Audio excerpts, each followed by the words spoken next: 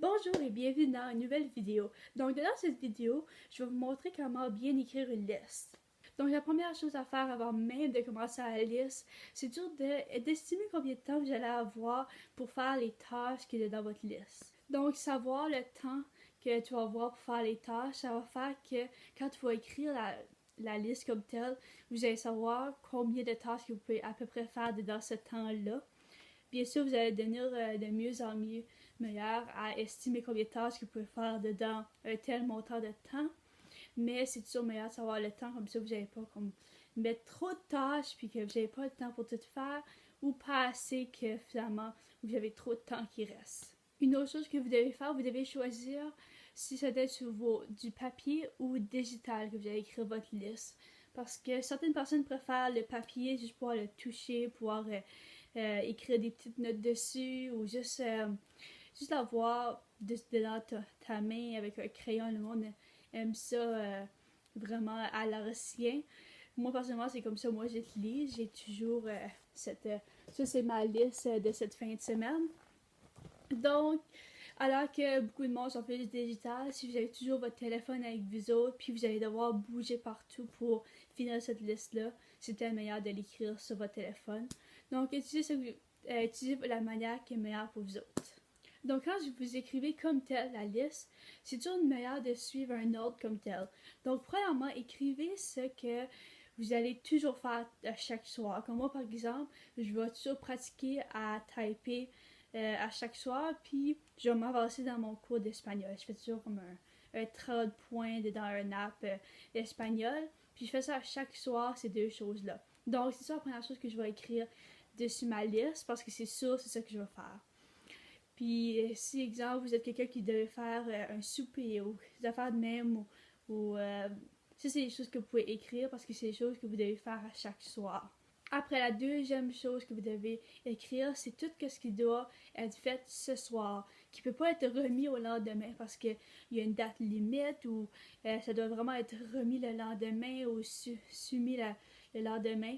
Donc, ça, c'est des choses que vraiment, si c'est pas fait aujourd'hui, ça va jamais se faire, puis j'allais briser un temps limite. Maintenant que toute votre liste, tout est écrit, ce que vous devez absolument faire ce soir, là, vous devez voir, ok, ça va prendre toutes mes tâches, va prendre à peu près 2 heures, puis j'ai par exemple 5 heures. Donc, il me reste encore 3 heures de lousse. Là, c'est ça là que vous écrivez si vous avez des projets que vous voulez avancer dedans, des cours online que vous prenez, un livre que vous êtes en train d'écrire, ou juste des petits projets que vous avez, là où c'est ce temps-là pour que vous pouvez vous avancer dedans parce qu'il vous reste du temps de lousse. C'est aussi comme faire du ménage ou comme vraiment ça peut être n'importe quoi qu'il faut qu'il soit fait, mais qui n'est pas obligatoirement ce soir, qui peut être mis au lendemain. Donc c'est souvent ce temps-là que vous allez l'écrire quand vous voyez que vous avez du temps de lousse. Donc la dernière chose que vous voulez mettre dans votre liste, c'est des affaires que vous voulez faire pour vous autres-mêmes.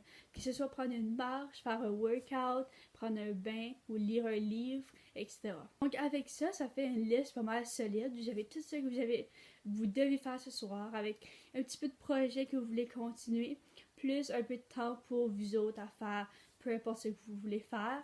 Donc ça fait que votre soirée va être assez intéressante, assez fun, mais en avançant toujours dedans des choses que vous voulez faire.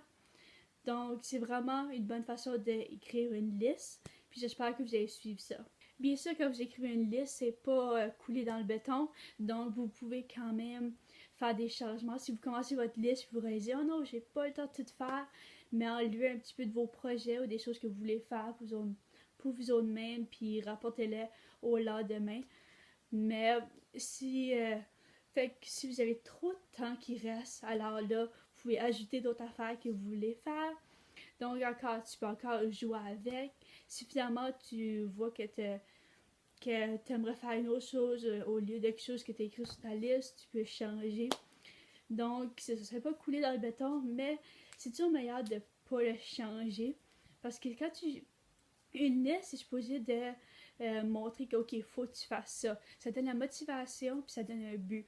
Alors que si tu vois, ok, je peux juste le changer, je peux juste enlever des affaires, ça donne une chance de vraiment juste tout repousser au lendemain. ce que la liste est supposée de faire, que tu fais pas ça.